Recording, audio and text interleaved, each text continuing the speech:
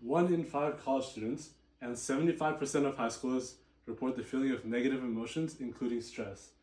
Stress can lead to anxiety and depression, and is a contributing factor to suicide. A solution that is currently being researched is music therapy, and it has been shown to greatly influence emotions, but not as effectively yet, which makes this a strong tool for like emotion regulation and modification. So the question I'm asking in this research project is, how does music affect brainwaves, heart rate, and self-reported emotional levels? And my hypothesis is, if participants experience personalized music interventions, which is like music genre and music tempo tailored to your own music taste, then they will show greater emotional change, which is measured by the EEG and heart rate monitor, than the participants experiencing generalized or no music interventions. Participants will also experience decreased stress with slower music tempos. In the end, my hypothesis was supported, as the averages of the self-reported emotional levels and the average heart rate were shown to have a greater increase across the 4 different emotional tasks. And for my methodology, participants began in the control group, and then they split up using a random assignment into the generalized group and the personalized music group, and there are 40 participants total. The generalized experimental group was where every participant had the same music, and it was generalized to more effectively induce certain emotions that was found on, and the music was found on the internet.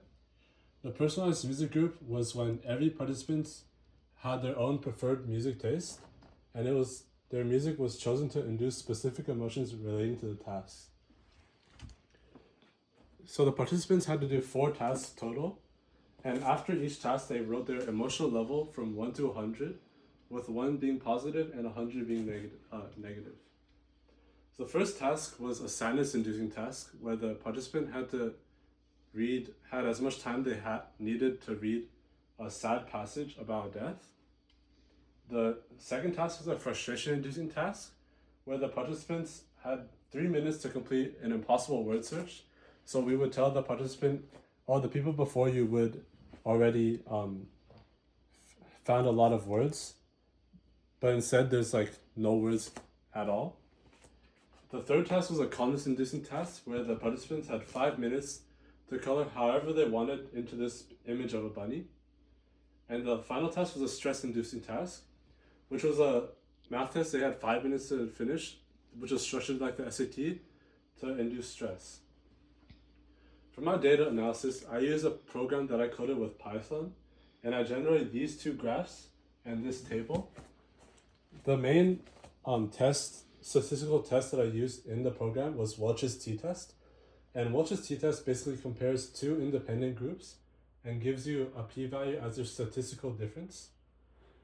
So in my case, I compared the personalized, generalized, and control group among 5 different bands: delta, theta, alpha, beta, and gamma, and got the p-values for those.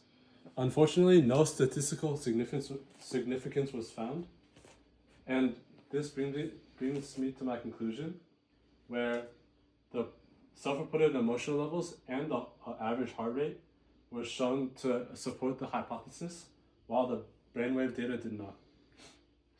Some limitations that I had while doing this experiment was mainly like a time constraint, because there was limited time because of the delivery of the EEG. So I had less time to figure out how to analyze data, and I had trouble aligning my schedule with other participants. And another limitation that I had was confounding variables.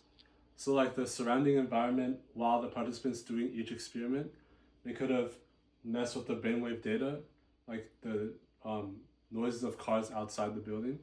While I did try my best to limit the amount of background noise, there was still a lot of noise from like outside and other people.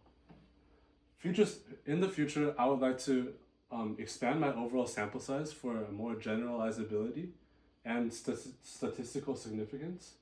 I would also like to have more like emotion-inducing tasks. For example, like over here in my 4 tasks, I have mostly negative tasks, while in the future I would like to have more like positive tasks, like a happy task. I would also run this use qualitative data in this research. For example, while the participants are doing each task, I would like write down how the process of which they are doing the task. For example, for the stress-inducing task, every participant you like finished the math test in their own way. So I would write down how they finished that.